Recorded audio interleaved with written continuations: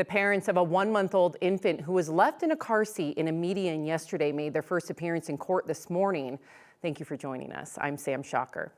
A woman says she saw a couple arguing near Pecos and Highway 36 just before 8:30 yesterday morning, then saw a man put down the baby who was in his car seat. He was only wearing a diaper despite it being just a little above freezing outside. Deputies arrested both of the baby's biological parents, 42-year-old Jarvis Sims and 33-year-old Christina Thurman. A police affidavit also shows the baby tested positive for cocaine. But authorities say he is okay. A judge advised them of the felony child abuse allegations against them this morning, and they're due back in court on Monday. Colorado is just days away from making express lane violators pay. Fines for anyone entering and exiting the express lanes out of the designated areas will begin January 1. That's for I-25 from Castle Rock to Monument, I-70 between I-25 and Chambers Road, and the US 36 corridors. Drivers have had a 30-day grace period to start following the rules, and more than 23,000 warnings were given out. But starting next Wednesday, tickets will be given instead. So let's talk about those fines. The fines are $75 for the first 20 days, but if you haven't paid it by then, it goes up to $150. So watch out. Changes are coming to Quebec Street. A section of it near Colfax will be shut down over the next few months to make way for sidewalk construction. As 9 News' Brianna Fernandez reports, it is a bad stretch for pedestrians. Yeah, so we know crews just wrapped up the area of 13th and Quebec, but the project still has a long way to go. So take a look at your screen. Here's a map with a couple of detours that you should know. Starting next Thursday, we're going to see more closures along Quebec Street between Colfax and 17th Avenue will be closed until February 17th. Then the following day, Quebec Street between 17th and Montview Avenue will be closed until April 3rd. Construction will happen during the week and will reopen segments on weekends.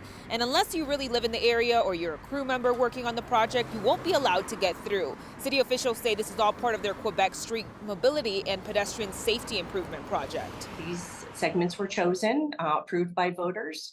And this is a section of Quebec that's, it's an important stretch. It's a busy stretch, and it's a transit corridor. So we have people walking to bus stops there. And in some cases, they're just walking in dirt. If it's rainy, if it's snowy, it's not a great environment for walking or to reach these bus stops. The project will cost $3.8 million, and this was approved by Denver voters. Those funds come from the Elevate Denver Bond and Rise Bond projects. So this will allow crews to expand the narrow sidewalks, add sidewalks to sections that need them, improve bus paths, plus upgrade traffic signals at 17th and Quebec.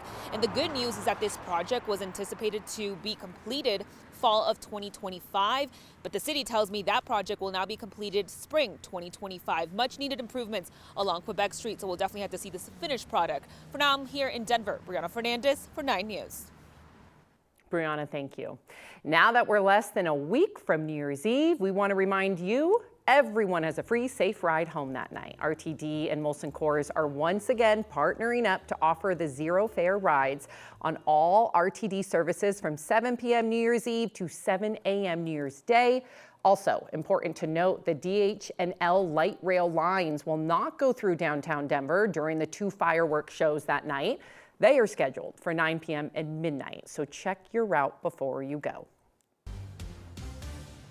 Well, quiet weather out there today. It is staying mostly sunny and in the 50s. Joining me now is Carl Lamb with our 9 News Weather Impact team. Carl, I kind of want some snow. My niece and nephew are in town. They want snow.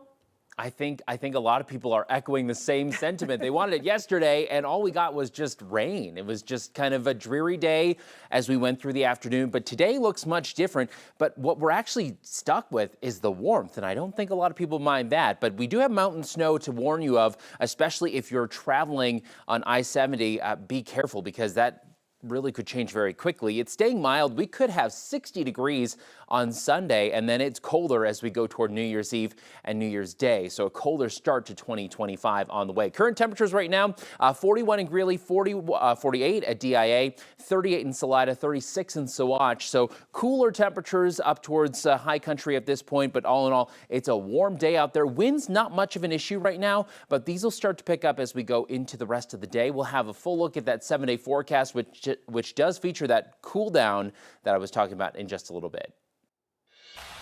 Thank you. Well, the Nuggets did not get a Christmas miracle last night, and they lost to the Phoenix Suns by 10 points.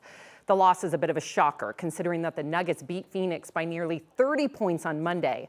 But last night, it was a different story. The Suns outscored Denver in all but one quarter. Denver's defense just couldn't shut down Kevin Durant and Bradley Beal. They both scored 27 points apiece. The final was the Suns 110, Nuggets 100. A surge in whooping cough cases is causing concern across the U.S., and there are no signs of it slowing down. The CDC says there have been 32,000 reported cases so far this year. That is 6 times more than this time last year. Whooping cough can be serious for everyone, but especially dangerous for young children. Symptoms are similar to the common cold, but it does turn into a painful body cough that can last for weeks or months. Health officials say vaccination is the best way to protect yourself. Colorado Parks and Wildlife is blaming an avian virus for killing hundreds of birds in southeast Colorado. CPW says the virus is killing invasive Eurasian collared doves near the towns of La Junta and Rocky Ford. They're encouraging residents to clean their home bird feeders weekly or take them out of their yards entirely if they're worried about attracting sick birds.